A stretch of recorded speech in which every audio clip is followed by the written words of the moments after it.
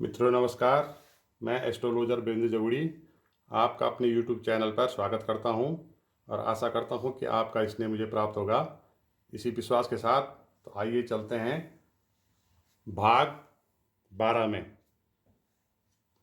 इसका आज मुख्य बिंदु है हमारा नौ ग्रहों का महादशा चक्र, कर्म और वर्ष। जो हमारे नौ ग्रह होते हैं, इनकी जो महादशा चलती है वो कितने साल के लिए चलती है। क्योंकि हम जब जन्मकुंडलियाँ कुंडलियों में देखते हैं तो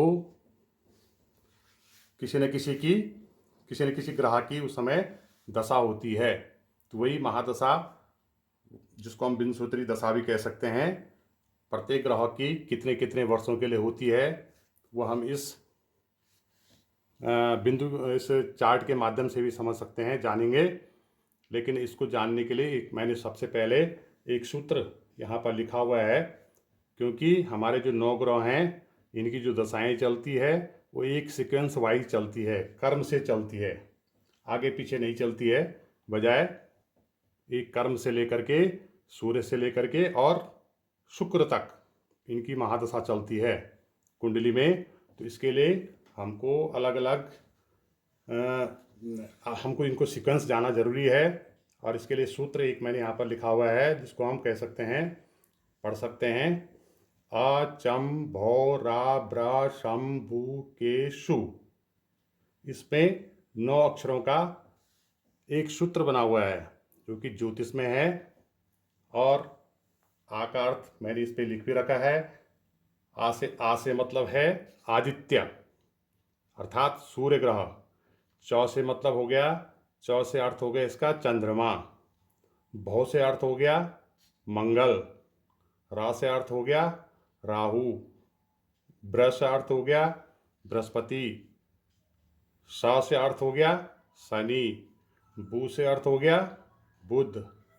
के से अर्थ हो गया इसका केतु। और सु से अर्थ हो गया शुक्र। अर्थात जो हमारे 9 ग्रह हैं, इनकी महादशा जब चलती है तो एक कर्म से चलती है, आगे पीछे नहीं। जब शुरू होगी तो सबसे पहले सूर्य की ही दशा चलेगी, सूर्य की ही महादशा चलेगी बिंदुसूत्री में।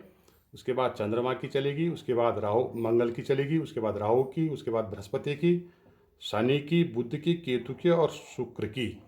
तो इसीलिए ये सूत्र याद करना बहुत ज़रूरी है, क्योंकि हम महादशा चक्र को याद कर सकते हैं कि अभी किसकी दशा चलेगी, इसके बाद या इससे पहले किसकी दशा थी।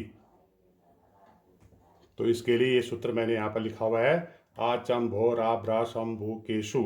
और इस सूत्र के माध्यम से हम देख सकते हैं कि कुंडली में कौन सी महादशा चल रही है, या इससे पहले कौन सी महादशा थी, वर्तमान में कौन सी महादशा चल रही है, और आगे जो है कौन सी महादशा आएगी, इसके बाद किस ग्रह की महादशा आएगी।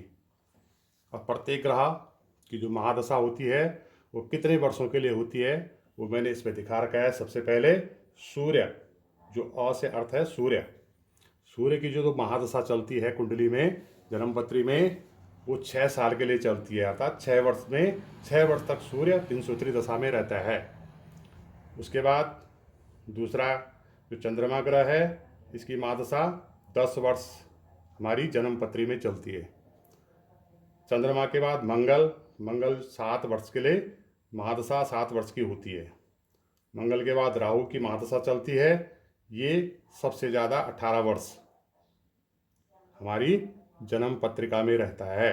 18 वर्ष तक राहु की दशा चलती है। गुरु की महादशा 16 वर्ष।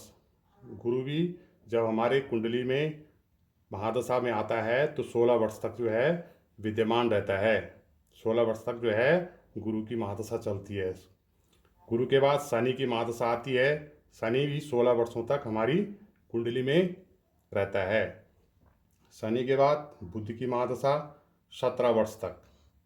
बुध के बाद केतु की महादशा 7 वर्ष। केतु के बाद शुक्र की महादशा 20 वर्ष। सबसे ज़्यादा शुक्र की महादशा हमारी जन्म पत्रिका में होती है। 20 साल तक जो है शुक्र, जब किसी की भी जन्म कुंडली में किसी भी राशि में प्रवेश करता है महादशा में, तो 20 वर्ष तक जो है वहाँ पर रहता है। तो इस प्रकार से हमने आज जाना कि 9 ग्रहों की महादशा क्या होती है, उनका चक्र कर्म क्या है, और कितने सालों तक कौन सा ग्रह किस ग्रह की महादशा होती है। तो धन्यवाद। यदि आपको वीडियो अच्छी लगी तो लाइक, कमेंट और सब्सक्राइब कीजिए। Thank you for watching. नमस्कार।